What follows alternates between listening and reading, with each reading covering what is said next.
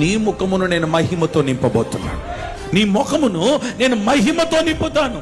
ఎప్పుడైతే మహిమ నీ మీదకి దిగి వస్తుందో ప్రజలు నీలో ఒక మహిమను చూడాలి, ప్రజలు నీలో ఒక తేజస్సును చూడాలి, ప్రజలు నీ ముఖంలో ఒక వెలుగును చూడాలి, ప్రజలు నీ ముఖంలో ఒక ప్రసన్నతను చూడగలగాలి.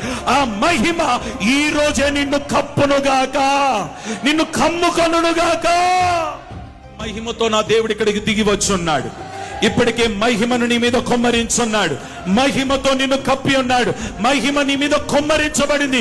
నీవు మహిమతో నింపబడి ఉన్నావు.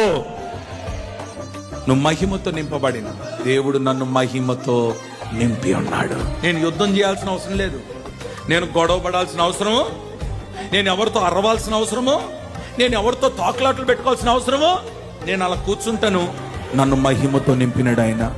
నన్ను చూడగానే ప్రజలు మహిమను చూస్తారు. ఈ రోజు ఇక్కడ కూర్చున్న మీ మీద